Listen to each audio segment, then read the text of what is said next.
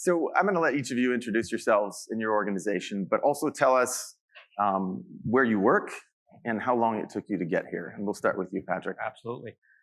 Morning, everybody. Patrick Pichette, Vice President, Realtor.ca at the Canadian Real Estate Association. We're based in Ottawa, Ontario, which is the Canadian capital. Sam, really happy to be here. Thank you for adding global to the program. And by the way, I had no idea that we were going to be the opening speaker, so thanks for the extra pressure. You're welcome. Good morning, everyone. My name is Ross Buck. I'm the CEO for Omni MLS. We're based out of Mexico City, Mexico, and very excited to be here as well. It's rewarding to see that there's interest on the international stage. For many years, we've been working at this MLS process. We take the CoreLogic Matrix MLS and introduce it to the world. So we are live in 12 countries today in Latin America, and we expect to be live in about 21 countries of Latin America by the end of the year. And how long did it take you to get here? Let's see, my journey started in 1989, so it's been about 34 years, I believe. Driving, it was about 2.5 hours this morning. Yeah, a bit of a border crossing and all kinds of fun, exciting stuff. It's never dull. Great. And Giselle? Hello, everyone. I'm Giselle Abadi, the CTO of Realtyna. And it took me 21 hours to reach here. And not on the road? Not on the road, on the plane. And you came from? I'm based in Paris, but I flew from Tbilisi, Georgia, so. Well, thank you all for making this effort. Again, the demand for RESO, it's really wonderful to have folks here from those distances. So tell us a little bit about what your company does and what kind of scope that looks like on a geographic basis. Basically, we serve real estate agents and brokers to monetize MLS data.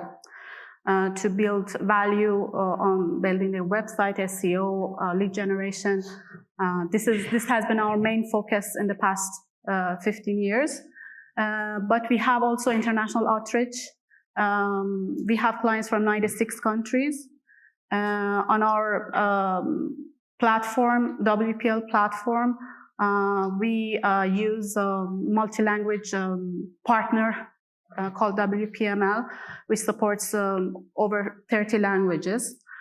So we have a lot of experience dealing with international markets in every country and what they need. And we see that there is right now everybody came into realization that they need MLS in those countries. So we are focused on delivering MLS solutions as well at the same time. And we'll talk a little bit more about that international push, which you've been a big part of. Ross? What do? We bring your amazing style of organized real estate to Latin America. And you guys talk about MLSs every day. Well, our customers have heard the word or the term MLS, and many of them think they know what it is, but the reality is 99% of them don't have a clue what a real MLS is. And so every day our challenge is really education.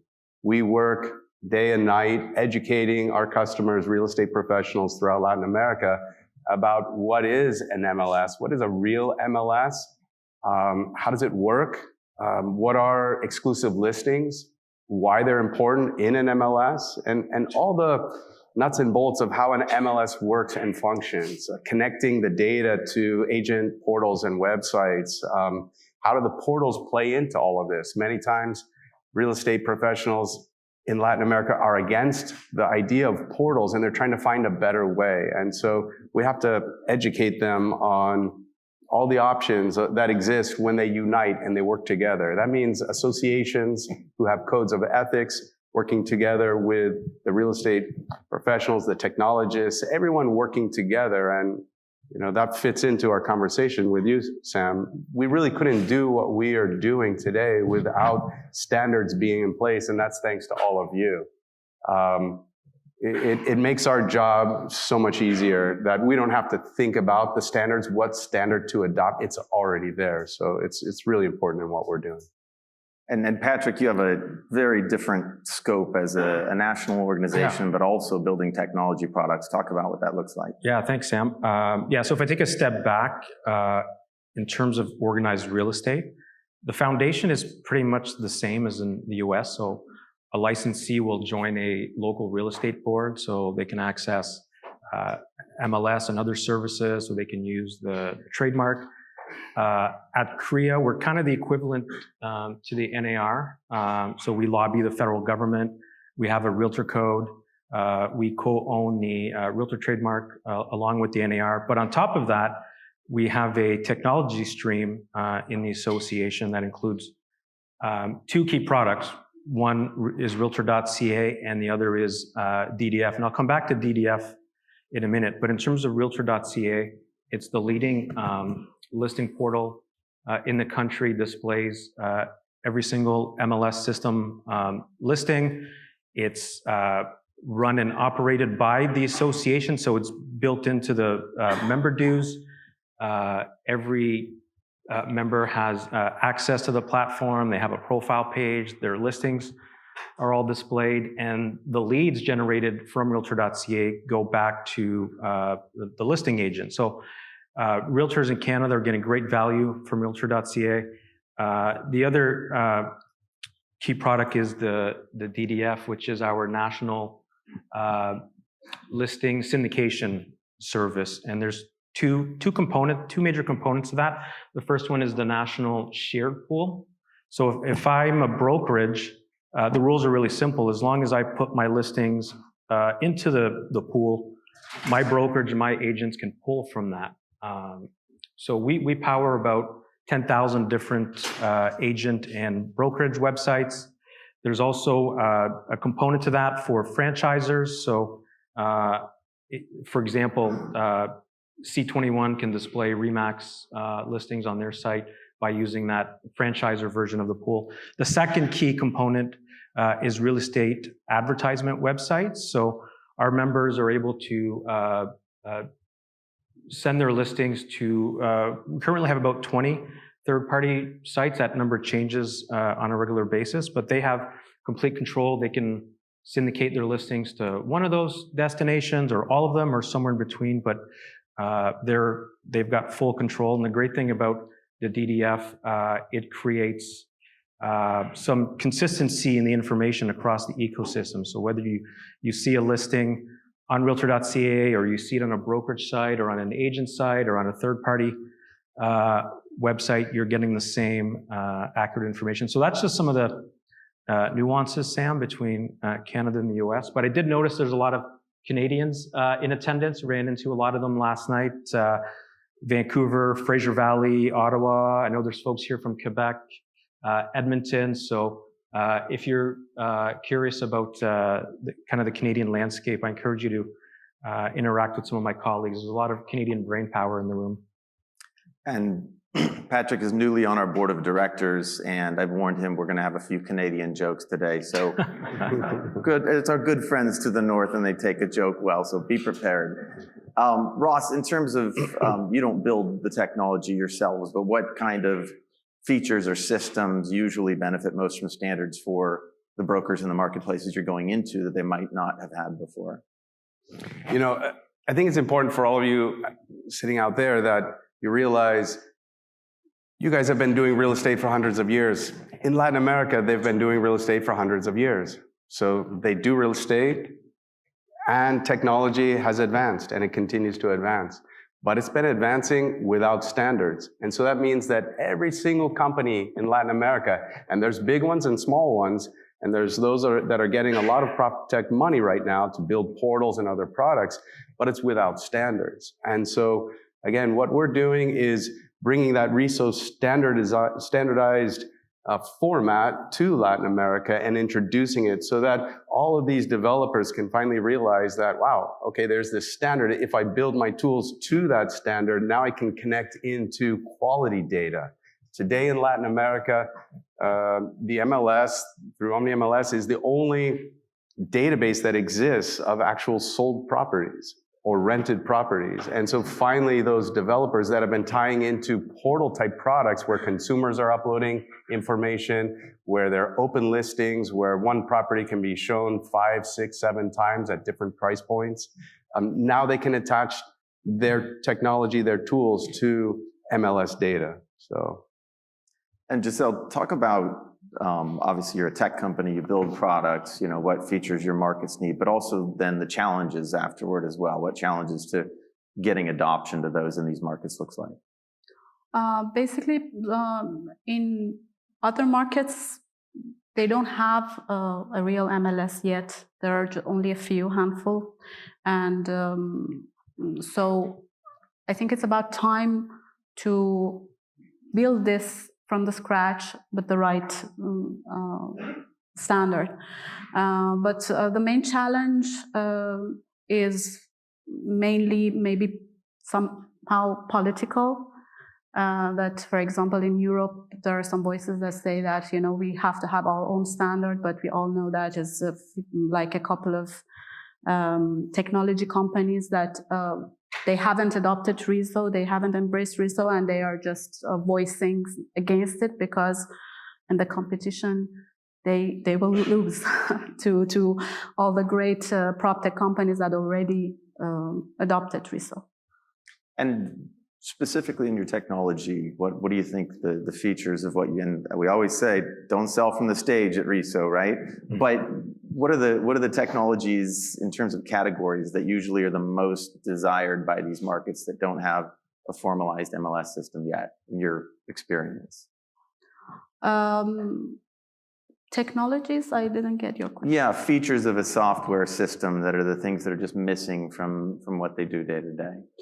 Basically, the most important thing is that the data is not reliable on portals. So there is no single source of truth, basically, in these countries, even though there are very powerful portals, but there is no control. So this is the most important thing. Then maybe multi-language is a like in Europe, because we have European Union, of course they want to be able to exchange data. So that's why we were advocating RESO and multi-language standard. So if you adopt this, regardless of which tech company you choose, later you will have interoperability, and so.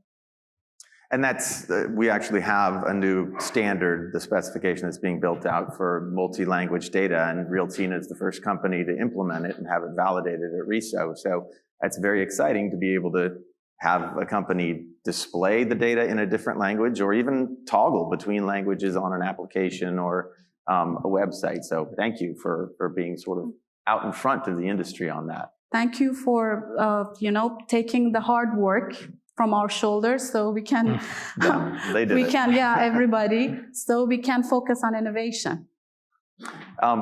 So we talked about challenges. What do you tell your team when you know those challenges are there? You know that's part of your mission, but do you have a stump speech that you give to your team when you know they're going to go into places where some of the markets are portal focused, some of them are CRM focused. They're, you know, this sort of tradition, as you talked about, they've got to break through that. What do you tell your team to keep them inspired to work through those challenges?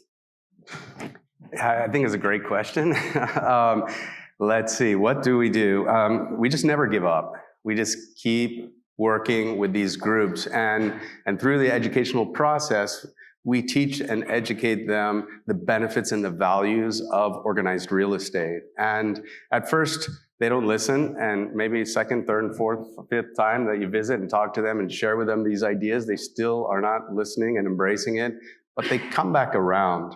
And finally, they're starting to understand the value that technology, when it's organized, can really bring to their groups. It's interesting that the real estate associations are finally adopting this concept of an MLS and seeing the value to their members when they have organized real estate. And yeah, it's a process. Just don't give up. I mean, that's our message, because they don't understand what it is that you guys do and what you've created. And if I talk to them about RESO, they'll have no idea. But the good thing is, and with all of you here, what we're trying to do is get people to take their blinders off and realize that the world's a big place, and all of the technology companies that have adopted the RESO standard, now the market just opened up for them. Today in 12 countries in Latin America, and tomorrow 21 countries, and next year in Asia and Europe and others. So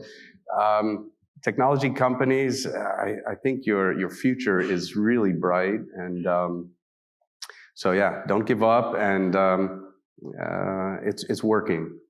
That was the pep talk we were looking for. That was a good one. Patrick, there is a Canadian national data standard, and you're also working on RESO standards. Tell us a little bit about that process. Yeah, absolutely.